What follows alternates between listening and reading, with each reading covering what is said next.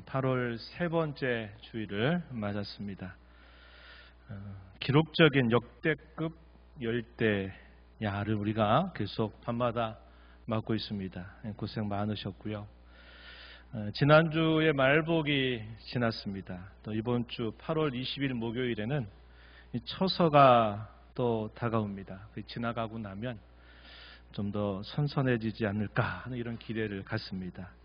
오늘 아버지 앞에 나오신 여러분들에게 우리 하나님께서 은혜와 평강으로 함께해 주시기를 축원합니다. 스룹바벨과 에스라, 느헤미야 이 세 사람의 인물들은 이스라엘 백성들이 포로 생활을 마치고 세 번의 귀환을 이끌었던 인물들입니다. 하나님 백성들이 오랜 세월 동안 잃어버렸던 그들의 신앙을 재건하는 일에 하나님이 선하게 사용하셨던 종들이었습니다. 첫 번째 귀환으로부터 마지막 세 번째 귀환에 이르는 시간을 생각해 보면 약 100년 정도의 시간이 흘러갑니다. 스룹바벨과 에스라에 이어서 오늘은 느헤미야 이야기를 함께 살펴보려고 합니다. 느헤미야는 예루살렘의 성벽을 재건하고 그들의 신앙을 기억하는 데 힘썼던 인물입니다. 오늘 우리가 이 점에 주목하면서 오늘도 저와 여러분에게 주시는 교훈이 무엇인가를 기울여 보기를 원합니다. 설교의 제목은 다시 개혁된 신앙입니다. 오늘도 성령께서 저와 여러분 모두에게 말씀의 은혜로 새롭게 해주시기를 바랍니다. 느헤미야가 감당했던 사역은 크게 두 가지 사역으로 나누어집니다. 느헤미야 1장에서부터 13장 마지막 장 3절까지의 내용이 첫 번째 사역으로 분류됩니다. 어떤 사역이었을까? 예루살렘 성벽을 재건하는 일과 함께 1년에 일어났던 사건들에 대한 것입니다. 느헤미야 13장 4절로부터 마지막 절 이르는 내용은 그가 감당했던 두 번째 사역입니다. 신앙을 개혁한 일에 대하여 소개해주고 있어요. 이 첫 번째 감당했던 사역으로부터 그가 두 번째 사역을 감당하는 데 시간적 간격이 12년 정도의 간격이 생깁니다. 이것을 하나씩 살펴보겠습니다. 예루살렘 성벽을 재건하는 과정은 상당히 짧았습니다. 짧았지만 대적자들의 거센 반발과 함께 집요하고도 끈질긴 방해를 받았습니다. 그것만이 아니라 내적으로도 적지 않은 어려움을 겪었습니다. 당시 대적자들의 우두머리는 세 사람으로 확인되는데 산발락, 도비야, 게셈이었습니다. 이들은 각각 사마리아의 총독이고 암몬의 총독이고 아라비아 지역 게달의 왕으로 당시에 큰 세력을 가지고 있었던 인물들이었습니다. 느헤미야가 예루살렘에 와서 무너진 예루살렘 성을 건축한다라는 말을 듣게 되자 이들이 함께 힘을 모아서 조롱하고 비난을 퍼붓고 연합해서 예루살렘을 공격하자고 한 것입니다. 느헤미야 4장 1절 이하에 보면 그 내용을 우리가 확인합니다. 산발랏이 우리가 성을 건축한 다음을 듣고 크게 분노하여 유다 사람들을 비웃으며 자기 형제들과 사마리아 군대 앞에서 일러 말하되 이 미약한 유다 사람들이 하는 일이 무엇인가? 스스로 견고하게 하려는가? 제사를 드리려는가? 하루의 일을 마치려는가? 불탄 돌을 흙 무더기에서 다시 일으키려 하는가? 이렇게 조롱을 한 것입니다.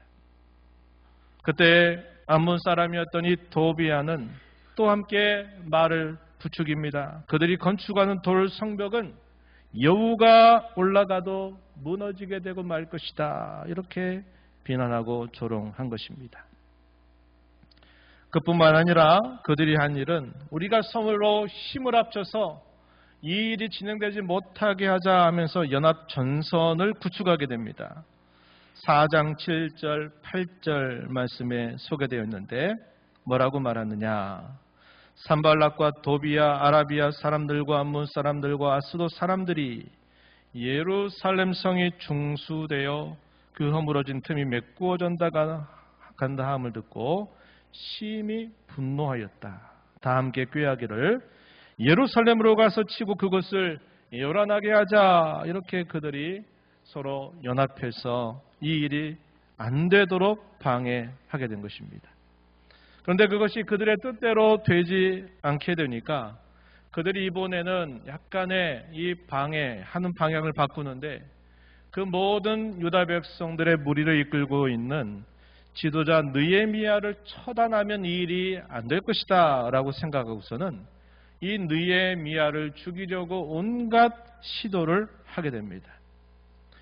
느헤미야를 한 장소에 불러내서 우리가 서로 교섭해서 좀 이야기를 나누자라고 하는 편지를 여러 차례나 보내게 되지만 그것이 이루어지지 않게 되니까 또 어떤 소문을 퍼뜨리냐면 이 사람이 예루살렘에 성을 쌓고 난 다음에 자기가 예루살렘의 왕이 되려고 한다고 하는 거짓 소문들을 또 퍼뜨려서 또 이 일을 진행되지 않게 방해를 하려고 했습니다.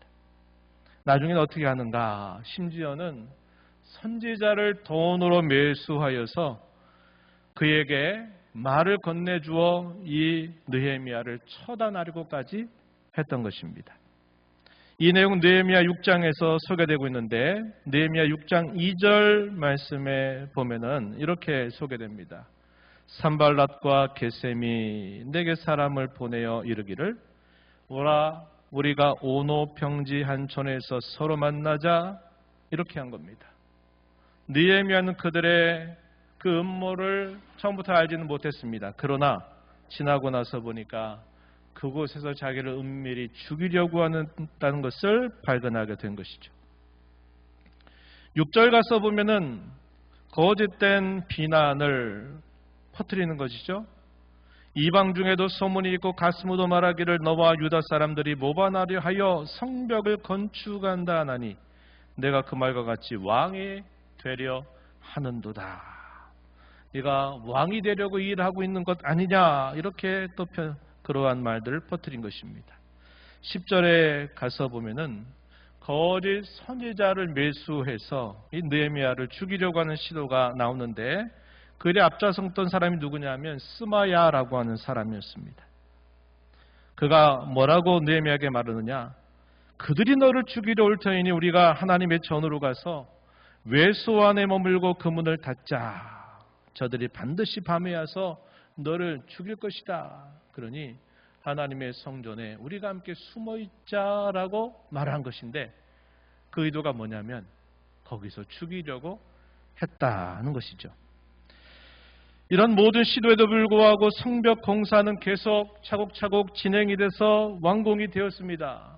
완공이 되니까 당시에 이 도비야는 어떻게 했느냐? 유다 백성들과 자기의 가족들이 통원을 하게 되면서 이 유다 백성들과 느헤미야 사이에 계속 이간질을 해서 계속 무력화시키려고 하는 시도까지도 했다는 것입니다. 느헤미야 6장 18절과 19절 말씀에 소개되고 있어요. 도비야는 아라의 아들 스가냐의 사위가 되었다. 도비야의 아들 여호하난도 베레가의 아들 무술람의 딸을 아내로 맞이하였다. 그래서 유다에서 그와 동맹한 자가 많았다는 겁니다. 그 결과 19절 그들이 도비야의 선행을 느헤미야 앞에 말하고 또 느헤미야 말도 그에게 전해서 도비야가 느헤미야에게 편지해서 느헤미야를 두렵게 하고자 하였다. 계속 백성들과 그 지도자였던 느헤미야를 계속 이간질하고 도비야는 좋은 사람이다. 이렇게 계속 하면서 계속적인 방해를 쉬지 않았다는 것입니다. 그뿐만이 아니었습니다. 성벽을 지어가는 과정에서 내부적 갈등과 분열 문제를 직면하기도 했습니다. 그것은 가난한 사람들이 그런 성벽 공사를 진행하고 있는 동안에 자기 이익을 구하는 사람들 때문에 이 가난한 사람들이 더 먹고 살기가 힘들어지게 되면서 원망과 불평이 거세졌던 것입니다. 이와 같이 안팎의 방해와 어려움을 직면하면서도 이 예루살렘 성을 완공하게 된 것은 참으로 놀라운 일이었습니다. 성벽 공사가 시작한 지 불과 52일 만에 끝났기 때문이었습니다. 느헤미야 6장 15절에서 말하기를 성벽 공사가 52일 만에 엘룰월 25일에 끝났다, 이렇게 기록해 주고 있습니다. 그렇다면 그러한 역사를 이룰 수 있었던 힘이 무엇이었을까요? 몇 가지로 정리합니다. 첫 번째, 끊임없는 기도와 하나님의 도우심이 있었다고 하는 사실입니다. 느헤미야 6장 16절, 이 성벽 공사가 완공된 것을 보고 대적자들이 어떻게 반응했는가 소개되고 있는데 이렇게 말합니다. 16절에 우리의 모든 대적과 주위에 있는 이방 족속들이 이를 듣고 다 두려워하여 크게 낙담하였으니 그들이 우리 하나님께서 이 역사를 이루신 줄을 알았다, 이렇게 말합니다. 그들이 그렇게 집요하고 끈질긴 방해를 했음에도 불구하고 이게 이렇게 짧게 끝날 줄이야 이들도 생각하지 못했던 것인데 되돌아보니까 이것은 분명코 그들이 섬기는 하나님이 그들을 도와주셨기 때문이었다고 고백하게 된 것입니다. 두 번째는 이 느헤미야의 솔선수범한 리더십이 아주 빛났다고 하는 사실입니다. 문제가 생길 때마다 그가 리더십을 얼마나 잘 발휘했는가를 우리가 성경에서 찾아볼 수 있는데 느헤미야 4장 14절 말씀에 보면은 이렇게 기록합니다. 백성들에게 느헤미야가 한 말이에요. 너희는 그들을 두려워하지 말고 지극히 크시고 두려우신 주를 기억하고 너희 형제와 자녀와 아내와 집을 위하여 싸우라. 대적자들이 계속 그들을 위협하고 또 방해하는 일이 있을 때 이 느헤미야가 백성들을 다 불러 모아놓고 그들을 두려워할 필요가 없다. 지극히 크시고 두려우신 하나님이 우리와 함께 계시다. 우리가 우리의 자녀와 아내와 집을 위해서 우리는 힘써 싸워야 된다. 이렇게 독려하면서 이 대적자들을 물리치게 되는 일이 있었습니다. 5장 14절에 보면 또 느헤미야가 한 말 우리가 기억해 볼 수 있는데 이렇게 말했어요. 아닥사스다 왕 제20년부터 32년까지 12년이죠. 이 12년 동안은 나와 내 형제들이 총독의 녹을 먹지 아니하였다. 이렇게 말합니다. 느헤미야가 이런 말을 하게 된 배경은 조금 전 말씀드렸듯이 당시 가난한 유다 백성들이 자신들이 먹고 살 것이 없다는 겁니다. 가진 자들이 욕심을 부리는 일 때문에 우리가 먹고 살기가 너무 어려워서 힘들다라고 원망하였을 때 느헤미야가 민장들, 백성들의 지도자들을 꾸짖으면서 그들로 하여금 녹을 받지 않도록 이렇게 조치를 하면서 자신이 한 말입니다. 자신이 아닥사스다 왕의 허락을 받아서 유다 땅에 올라온 12년 동안 나는 총독의 녹을 먹지 않았다라는 사실을 말합니다. 자신이 이렇게 솔선수범하는 이 모습을 보이면서 당시에 이런 내부적인 갈등과 분열을 또 해결하는 모습을 보여주었던 것입니다. 세 번째, 유다 백성들의 하나된 순종이 있었다고 하는 점이죠. 이들은 온 마음을 들여서 성벽 재건에 힘을 보탰습니다. 특히 이들이 대적자들의 거센 방해 속에서도 느헤미야의 지도력을 따라서 백성들의 마음이 하나가 되어 순종하면서 응답했던 모습은 참으로 훌륭하고 대단한 일이었습니다. 느헤미야 4장 6절에서 뭐라고 말하냐면 하반절에 이는 백성이 마음들여 일을 하였음이니라. 마음을 거기에 담아서 이 일을 진행하였다라고 말합니다. 또 4장 16절과 17절 말씀은 우리가 많이 들어봤던 모습이 기록이 되는데 16절에 이렇게 말합니다. 그때로부터 내 수와 사람들의 절반은 일하고 절반은 갑옷을 입고 창과 방패와 활을 가졌고 민장은 유다 온 족속의 뒤에 있었으며 성을 건축하는 자와 짐을 나르는 자는 다 각각 한 손으로 일을 하며 한 손에는 병기를 잡았다. 이렇게 말합니다.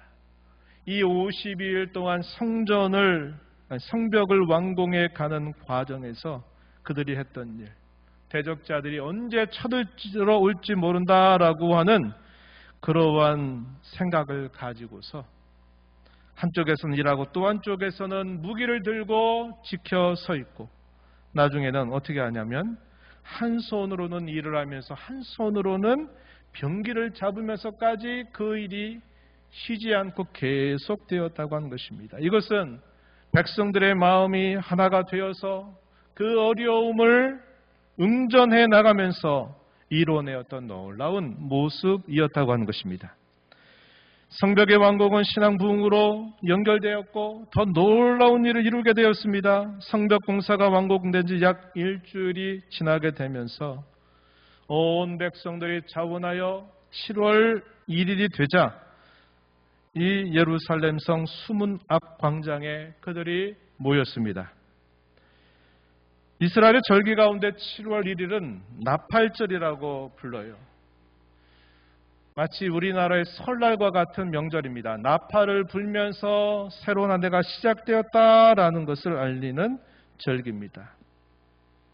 그리고 그 다음으로부터 며칠이 지나면 7월 10일이 되면 대속죄일이라고 하는 중요한 절기가 기다리고 있어요. 그로부터 또 5일이 지나면 초막절이라고 하는 이스라엘 사람들의 제3대 절기에 해당이 되는 아주 중요한 절기가 이어지고 있었습니다. 7월 1일 날 수문앞 광장 앞에 모인 이 백성들이 당시의 학사 겸 제사장이었던 에스라에게 율법책을 가져와 달라라고 청했어요. 에스라가 율법책을 낭독하고 그 뜻이 무엇인가를 해석하게 되면서 그를 돕는 조력자들이 한 일은 이 하나님의 율법은 이러한 뜻을 가지고 있다라는 것을 풀어줘서 그들을 깨우치는 일을 하게 된 것입니다. 율법책이 낭독되고 그 뜻이 무엇인가가 해석이 되면서 백성들이 깨닫게 되고 그 깨달음과 함께 그 백성들이 이곳저곳에서 울기 시작합니다. 느헤미야 8장 8절로 9절 앞부분에 이렇게 기록합니다. 하나님의 율법책을 낭독하고 그 뜻을 해석하여 백성에게 그 낭독하는 것을 다 깨닫게 하니 백성이 율법의 말씀을 듣고 다 우는지라. 하나님의 말씀을 들으면서 눈물이 터진 것입니다. 그들의 마음에 참된 통회하는 마음이 일어나고 하나님 말씀에 대한 그들의 감화가 일어나게 되면서 그들 모두가 다 그 말씀 앞에 그들이 우는 모습으로 변모된 것이죠. 하나님께서는 그들의 울음을 기쁨으로 바꾸어 주십니다. 하늘에 신령한 기쁨으로 위로로 그들의 심령을 바꾸어 주십니다. 말씀을 깨달음으로 금식하여 회개하며 이방 사람들과 절교까지 하는 결단을 내리게 됩니다. 느헤미야 8장 12절 말씀에 보면 모든 백성이 곧 가서 먹고 마시며 나누어 주고 크게 즐거워하니 이는 그들이 그 읽어 들려준 말을 밝히 알미라. 말씀을 깨닫게 되므로 그들이 기뻐하게 되는 모습이 소개되고 이들의 신앙 부흥이 때마침 며칠이 지나게 되니까 7월 15일 초막절기를 맞게 된 것입니다. 그러면서 그들이 초막절을 지키기 시작했어요. 초막절을 지키는 방법은 그들이 거주하고 있는 곳곳에 있는 나뭇가지들을 몰라 그것을 거두어와서 그 나뭇가지로 임시적인 텐트를 만들어서 그곳에서 텐트 생활을 한 겁니다. 그 목적은 이스라엘 백성들의 광야 생활의 교훈을 후손들이 가슴에 길이길이 새기기 위한 목적이었습니다. 먹을 것 없고 마실 것 없고 보호받을 수 없는 광야에서 하나님께서 그들에게 공급자가 되시고 그들의 보호자가 되셨다고 하는 사실들을 기억하면서 그들은 눈에 보이는 먹고 마시고 입는 것 따라 살아가는 자들이 아니라 하나님의 입으로부터 나오는 말씀을 먹고 순종하는 자로 살아가는 백성이라고 하는 것을 그들로 기억나게 하기 위해서 그들로 몸으로 체득하여 그 절기를 지키게 하는 것이죠. 그런데 그 당시에 그 수문학 광장 앞에 모여있던 모든 유다 백성들이 이 초막절을 지키면서 얼마나 감격과 기쁨으로 이 초막절을 지키게 되는지 모릅니다. 비록 몸은 불편함이 있지만 그들이 이렇게 오랜 세월 동안 절기를 지키지 못하다가 이렇게 하나님의 놀라운 은혜로 이런 절기를 지키면서 하나님께서 옛 조상들에게 베푸셨던 그분의 은혜가 오늘 우리에게도 그대로 임하고 있다고 하는 사실들을 그들이 경험하게 되면서 감격과 기쁨 속에 이 초막 절기를 지키게 됩니다. 그뿐만 아니었어요. 이들은 더 나아가서 죄를 하나님 앞에 자복하고 회개하게 됩니다. 느헤미야 9장 1절과 2절 말씀에 보면은 그달 29날, 다시 말해서 24일입니다. 이미 초막절기는 15일부터 시작해서 21일 날 마치게 되는데 24일입니다. 그러니까 그것이 지나고 나서도 그들이 그곳을 떠나지 않고 이스라엘 자손들이 또다시 모여서 금식하며 굵은 베옷을 입고 티끌을 무릅쓰며 이방 사람들과 절교하고 서서 자기의 죄와 조상들의 허물을 자복하였다. 이렇게 기록합니다. 하나님이 과연 누구이신지 찬송하며 고백하고 지난 역사 속에서 하나님이 자기 백성들에게 베풀어 주셨던 그 역사 속에 베푸셨던 하나님의 은혜, 그 은혜를 망각하며 지내왔던 그 모든 시간들을 되돌아보면서 신앙적인 역사의식을 고취합니다. 그리고 하나님 앞에 간구를 올리고 마지막은 언약에 대한 결단으로 마무리하는 모습이 나타납니다. 느헤미야 9장 마지막 38절에 이렇게 기록합니다. 우리가 다 이 모든 일로 말미암아 이제 견고한 언약을 세워 기록하고 우리의 방백들과 레위 사람들과 제사장들이 다 임봉하나이다. 이렇게 고백하면서 그것을 마무리하게 됩니다. 이게 얼마 동안 계속된 겁니까? 7월 1일부터 무려 24일 동안 계속된 일이었습니다.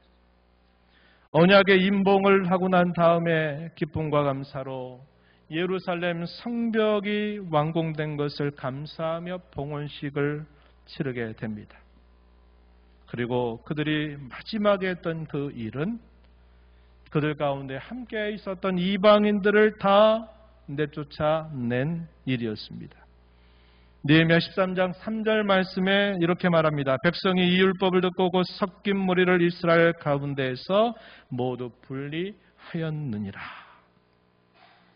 그래서 이 느헤미야서 8장과 9장 그리고 이어 13장 초반까지 일련의 일들이 계속 되는 동안 한두 가지의 일이 아니었다는 겁니다. 시작은 성벽을 완공한 일로 시작이 되었지만 그 완공으로 끝난 것이 아니라 그들의 진정한 신앙의 부흥이 이루어지게 되면서 철저하게 회개하고 자복하면서 그들의 울음과 그들의 슬픔이 기쁨으로 바뀌게 되고 그들은 하나님 앞에 자신들의 죄를 근절해내고 절단 그 이방인들을 쫓아내는 일들을 다 하면서 놀라운 신앙의 부흥의 역사를 마무리하게 된 것입니다.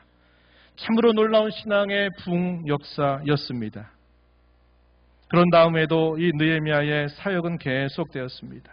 그런데 이러한 놀라운 신앙 부흥의 역사는 늘 있는 것은 아니었다는 것을 성경은 보여주고 있습니다. 그러하기 때문에 오늘 저와 여러분이 살아가는 이 시대 저와 여러분에게도 이런 하나님의 놀라운 역사가 일어나기를 사모하며 살아가는 저와 여러분이 되어야 하겠습니다. 첫 번째 방문 후에 12년이 지났습니다.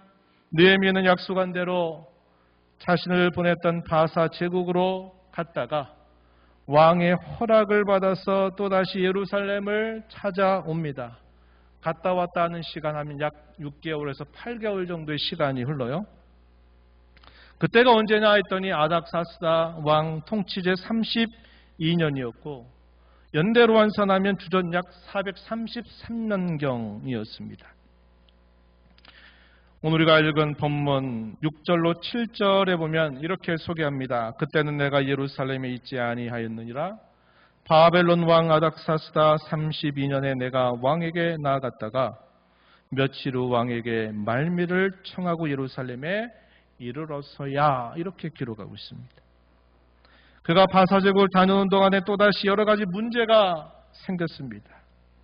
그가 예루살렘에 돌아온 후에 유다 백성들의 신앙을 또다시 개혁해야만 했어요.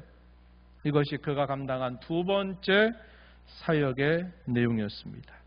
그 내용을 네 가지 정도로 정리해 볼 수 있어요. 주보에 소개된 것처럼 첫 번째는 뭐였냐면 성전 방을 점거하고 있었던 도비아를 다시 내쫓아 버린 일이었습니다. 느헤미야 13장 4절 5절에 보면은 이렇게 기록합니다. 이전에 우리 하나님의 전에 방을 맡은 제사장 엘리야십이 도비아와 연락이 있었으므로 도비아를 위하여 한 큰 방을 만들었다. 과거에 백성들과 느헤미야가 해왔던 일들을 생각하면 도비아는 아주 끈질긴 대적자였습니다. 그렇기 때문에 그에게 성전의 한 방을 마련해 준다는 것은 말도 되지 않는 일인데 당시에 제사장이었던 엘리야십이 서로 교제를 맺으면서 이 도비아를 위한 방을 하나 마련해 준 것입니다. 이것을 느헤미야가 발견하게 된 거예요. 느헤미야가 어떻게 했을까요? 8절과 9절 말씀해 보니까 내가 심히 근심하여 도비아의 세간을 그 방 밖으로 다 내어 던지고 명령하여 그 방을 정결하게 하고 하나님의 전에 그릇과 소재물과 위향을 다시 그리로 들여놓았다라고 말합니다. 두 번째 그가 했던 일은 백성들이 성전 봉사자들에게 주어야 할 몫을 주지 않게 되면서 이들이 먹을 거리를 따라서 자기 밭으로 다 도망가게 된 일이 있었습니다. 성전 봉사자들이 성전에서 없다. 이게 뭘 보여줄까요? 그들의 성전 예배가 무너져 버렸다 하는 것을 보여주는 일이었습니다. 그래서 느헤미야는 다시 이 도망쳐 버린 성전 봉사자들을 다시 불러들이는 일을 하고 백성들이 마땅히 드려야 할 11조와 그것들을 드리게 함으로써 이 성전 봉사자들이 먹고 사는 문제를 해결하도록 하게 된 것입니다. 그 결과 이 문제가 제대로 해결이 되었던 것이죠. 이 내용은 13장 10절, 11절 기록이 되어 있습니다. 느헤미야가 세 번째 한 일은 뭐냐? 안식일을 범하는 악습이 있다는 것을 발견하고는 그것을 끊어버린 것입니다. 이방과 교묘하게 사고 파는 일로 안식일을 범하는 일이 빈번히 일어나게 된 것을 본 느헤미야는 성전의 문을 닫아버리고 안식일이 지나기 전에는 열지 못하게 하고 레위 사람들에게는 그들을 정결하게 해서 성문을 굳건히 지키게 하고 안식일을 구별하여 거룩히 지키게 한 것입니다. 이 내용은 느헤미야 13장 15절, 16절에서 소개되고 있습니다. 한번 살펴보시고요. 마지막으로 했던 일은 통원 사실을 그가 또 발견해서 그것을 금지시킨 일을 했다고 하는 것입니다. 23절과 24절 말씀에 기록됩니다. 그때 내가 또 본즉 유다 사람이 아스돗과 암몬과 모압 여인을 맞아 아내로 삼았는데 그들의 자녀가 아스돗 방언을 절반쯤은 하여도 유다 방언은 못하니 그 하는 말이 다 족속의 방언이었다. 이렇게 말해줍니다. 당시에 유다 백성들이 주변에 있는 그 민족들을 그 여인들을 민족의 여인들을 맞아 들이게 되면서 아내를 삼아 자녀를 낳게 되니까 이들이 제대로 말을 못하는 것입니다. 이것이 유다 사람의 말인지 그 나라 사람의 말인지를 제대로 하지 못하는 일이 일어나게 된 것입니다. 예루살렘 성을 왜 쌓으려고 했을까요? 하나님 백성의 공동체, 하나님 백성의 거룩함을 보존하기 위해서 이방의 민족들과 섞이면서 그들의 종교로 타락하고 부패하지 않기 위해서 성벽 목숨을 걸고 이루어낸 일이었는데 시간이 그렇게 오래 지나지 않아서 또다시 이러한 근본을 헐어버리는 이런 죄악상들이 발견되게 되었다 한 것입니다. 느헤미야는 솔로몬 왕이 이방의 여인들을 아내로 많이 맞이하게 됐던 것이 결국 그 나라가 제대로 서지 못하게 되었던 것이 아니냐 하는 것들을 그들에게 흉본으로 말해주면서 당시에 산발랏의 사위가 되었던 대제사장 엘리야십의 손자인 하나를 쫓아내어 버리게 됩니다. 그러면서 그의 두 번째 사역을 마무리하게 되는 모습을 우리가 확인한 것입니다. 지금까지 우리는 느헤미야의 두 가지 사역을 살펴보았습니다. 그가 감당했던 사역을 통해서 우리의 신앙은 늘 개혁되어야 한다 하는 사실을 배우게 됩니다. 부흥과 개혁은 한번 진행되면 그것이 계속 유지되는 것이 아님을 우리는 알게 됩니다. 그래서 우리 신앙의 선배들은 이런 유명한 말을 했어요. 한번 들어보세요. 가끔 제가 여러분들에게 기회가 될 때 소개합니다. 개혁된 교회는 항상 하나님의 말씀과 함께 개혁되어야 한다. 이런 말을 했습니다. 이 말뜻이 깊은 의미를 담고 있는데 그 말의 의미를 이해하는 건 어렵지 않을 겁니다. 개혁된 교회는 하나님의 말씀과 함께 끊임없이 늘 개혁되어야만 한다. 이게 뭘 말하는 겁니까? 이 개혁이 한번 완성되면 이게 계속되는 게 아니라 얼마 지나지 않아 또다시 이것이 부패하게 되고 잘못되게 된다는 것을 너무나 잘 알기 때문에 그런 것입니다. 이제 세 가지 적용점을 여러분과 나누면서 힘쓰기를 기대합니다. 묻고 답하는 형식으로 한번 생각해 보세요. 첫 번째, 신앙의 개혁이 언제 어느 정도까지로 이루어져야 될까? 우리의 신앙의 개혁은 우리가 이 땅에 육신의 장막을 벗을 때까지 그리고 온전해질 때까지 쉬지 말고 계속되어야 한다고 하는 것입니다. 그럼 왜 그렇게 되어야 합니까? 사람은 끊임없이 부패하기 때문입니다. 둘째, 그러면 왜 사람은 그렇게 부패할까요? 안팎으로 부딪히는 끝없는 도전이 있지만 무엇보다도 가장 큰 문제는 우리의 부패한 마음이라고 하는 것입니다. 죄에 대한 유혹과 욕심에 쉽게 이끌리는 우리의 마음, 어느 순간 방자함으로 제어되지 않는 우리의 마음, 무엇인가 익숙해지면 그 편안함과 안주함에 눌러앉으려고 하는 마음, 영적으로 게을러지고 태만하고자 하는 이 마음, 이러한 마음들이 늘 우리에게 가장 큰 문제다 하는 사실입니다. 이에 대한 성경의 증언을 몇 가지 한번 살펴볼게요. 예레미야서 17장 9절 말씀에 보면 많이 들어본 말씀일 겁니다. 만물보다 거짓되고 심히 부패한 것은 마음이라 이렇게 말합니다. 창세기 6장 5절 말씀에 노아 용수 심판의 계기가 되는 말씀인데 이렇게 말합니다. 여호와께서 사람의 죄악이 세상에 가득함과 그의 마음으로 생각하는 모든 계획이 항상 악할 뿐임을 보셨다. 그래서 세상을 물로 정화시켜야 되겠다. 이런 결정을 내리셨음을 보여줍니다. 그러면 우리 믿는 신자의 마음은 좀 다를까요? 물론 분명히 근본적으로 다르지만 우리의 마음 또한 여전히 부패함이 남아 있다는 겁니다. 로마서 7장 21절로 23절 말씀 우리 함께 읽어볼까요? 같이? 그것도 많이 읽어본 말씀일 겁니다. 함께 읽어봅니다. 그러므로 내가 한 법을 깨달았노니 곧 선을 행하기 원하는 나에게 악이 함께 있는 것이로다. 내 속 사람으로는 하나님의 법을 즐거워하되 내 지체 속에서 한 다른 법이 내 마음의 법과 싸워 내 지체 속에 있는 죄의 법으로 나를 사로잡는 것을 보는도다. 누구의 말일까요? 누구의 고백일까요? 바울 사도의 말이고 그의 고백이었습니다.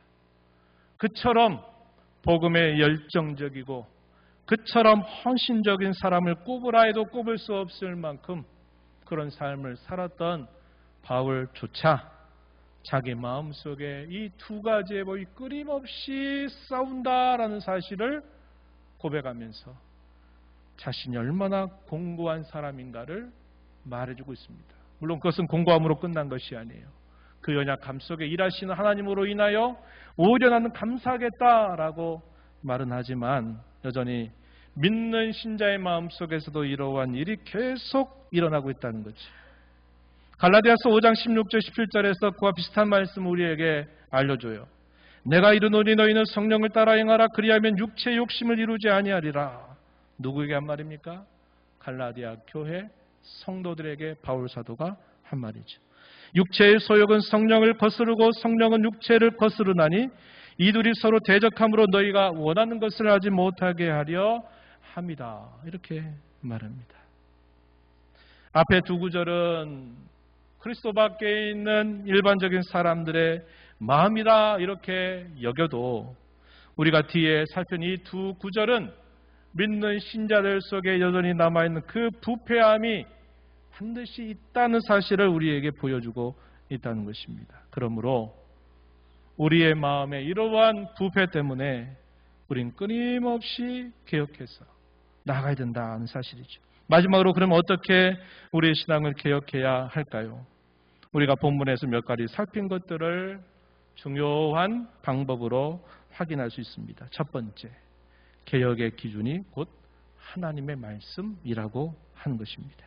우리가 앞에서 살펴봤던 느헤미야 8장의 수문학 광장 앞에 모여 있을 때 그런 놀라운 신앙의 부흥운동과 일련의 사건들이 시작된 계기는 하나님의 말씀이 계속 낭독되었고 그 말씀의 뜻이 무엇인가를 풀어주고 그 뜻이 무엇인가를 깨닫게 되면서 그들이 울리기 시작함으로 시작되었던 놀라운 일입니다. 그들의 신앙의 부흥의 시작이 하나님의 말씀에 따라 이루어진 일인 것처럼 오늘 우리가 끊임없이 개혁해야 하는 그 기준도 이런저런 상황이 아니라 하나님의 말씀이 곧 기준이 된다고 하는 것입니다. 또 하나는 끊임없이 살펴보고 또 살펴보는 자세를 가져야 한다고 하는 것이에요. 느헤미야가 두 번째 사역을 하기 위해 다시 예루살렘으로 돌아왔을 때 그가 뭐 하느냐? 계속 또 살펴보고 또 알아보았다 하는 표현들이 반복적으로 표현되고 있습니다. 그들이 과연 우리가 처음에 그렇게 결심하고 맹세한 대로 계속 살고 있는지 그렇지 않은가를 또 살펴보고 또 살펴보는 그런 자세를 통해서 잘못된 것들을 다시 개혁하는 일을 이루었던 것처럼 오늘 우리도 끊임없이 성찰하고 또 성찰하고 들여다보는 일을 해야 돼요. 시편 119편에서 시편 기자는 하나님의 말씀이 너무도 순수하고 너무도 정리해서 우리가 그 말씀을 대하게 될 때 우리의 속이 어떤가를 다 보여준다 이렇게 고백하고 있어요. 우리가 하나님의 말씀을 건성건성 듣고 지나가면 그게 안 보일 것입니다. 그러나 하나님의 말씀을 따라서 그 세미하고 정리한 그의 말씀을 우리가 깊이 듣고 헤아리게 되면 우리 마음속에 있는 그 잘못과 부패한 것들을 우리가 발견하고 도려내는 일들이 이루어진다고 하는 사실이죠. 또 하나는 느헤미야는 늘 기도하면서 이 일을 감당했다고 하는 사실이죠. 이것은 에스라, 느헤미야, 스룹바벨 다 마찬가지입니다. 모든 일의 시작과 그 일이 진행되고 있는 동안 그 일이 마쳐진 이후에까지라도 하나님 앞에 늘 기도하고 하나님을 의지하는 일이 있었다는 것이죠. 마지막으로는 잘못을 건성건성 넘어간 게 아니라 그것을 반드시 고쳐내서 올바로 세우기까지 쉬지 않았다고 하는 것입니다. 이런 일들이 그들에게 있었기에 이런 놀라운 신앙의 개혁, 신앙의 부흥의 역사를 이룰 수 있었던 것입니다. 오늘 저와 여러분도 먼저 우리가 공동체적으로 할 일도 있지만 먼저 우리 자신에 대하여 끊임없이 신앙의 개혁이 필요하다 하는 사실들을 우리가 늘 기억하고 오늘 보여주는 신앙의 이러한 여러 원리와 방법에 따라서 신앙 개혁을 잘 이루어가는 저와 여러분 또 그러한 교회가 되기를 진심으로 축원합니다. 하나님 아버지 감사합니다. 오늘도 저희들을 불러주셔서 느헤미야가 예루살렘 성을 건축하게 되는 과정과 그 건축 이후에 일련의 여러 사건들 그럼에도 불구하고 또다시 부패한 여러 모습들을 발견하고 개혁하는 이런 모든 일들을 살펴보면서 오늘 저희들의 신앙도 육신의 장막을 벗게 될 때까지 하나님의 말씀을 따라 끊임없이 개혁되어야 함을 살펴보았습니다. 주의 말씀의 세미함과 정미함을 저희로 알게 하여 주셔서 끊임없이 우리 자신들과 또 우리가 속해 있는 공동체를 잘 개혁하여 하나님을 중심으로 섬겨가는 저희들이 되게 해 주옵소서. 예수님 이름으로 기도하옵나이다. 아멘.